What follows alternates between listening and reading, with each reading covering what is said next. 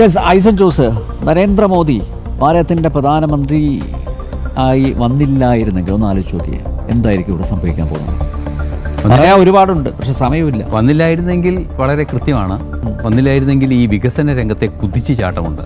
ഈ വികസന രംഗത്ത് ഞാൻ ആദ്യം ഈ ജനം ടി വിയിൽ ജോലി തുടങ്ങുന്നത് തന്നെ ഡൽഹിയിലാണ്. ഡൽഹിയിൽ ജോലി തുടങ്ങിയപ്പോൾ ഞാൻ തന്നെ റിപ്പോർട്ട് ചെയ്തൊരു വാർത്തയാണ്, ഭാരതത്തിൽ ഈ മണ്ണ് എർത്ത് മൂവേഴ്സിൻ്റെ കച്ചവടം വർദ്ധിക്കുന്നു.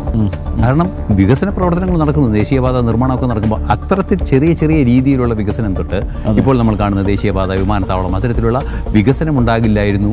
ഈ രാജ്യത്തിൻ്റെ ഒരു ഐഡൻറ്റിറ്റി രാജ്യത്തിനെ സംബന്ധിച്ചിടത്തോളം ലോകത്തിന് മുന്നിൽ ഒരു ഐഡൻറ്റിറ്റി, അതുപോലെ തന്നെ ലോകം അംഗീകരിക്കുന്നൊരു നേതാവ്, അത് സ്വാഭാവികമായും നേതാവിൻ്റെ വ്യക്തിപരമായ കാര്യമെന്ന് അല്ലെങ്കിൽ അത്തരത്തിലൊരു കാര്യമായി നമുക്ക് കണക്കാക്കാം.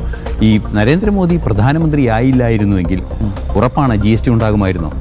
എനിക്ക് തോന്നുന്നില്ല GST ഉണ്ടാകുമെന്ന്. അതുപോലെ തന്നെ സാമ്പത്തിക രംഗത്തെ പരിഷ്കരണങ്ങൾ, അതുപോലെ തന്നെ വികസന രംഗത്തെ പരിഷ്കരണങ്ങൾ പലതും ഉണ്ടാകാനുള്ള സാധ്യതയില്ല. ഇന്നത്തെ ഇന്ത്യ ആയിരിക്കില്ല, ഒരു പഴയ ഇന്ത്യ തുടരുകയായിരിക്കും ചെയ്യുക എന്നാണ് എനിക്ക് തോന്നിയിട്ടുള്ളത്.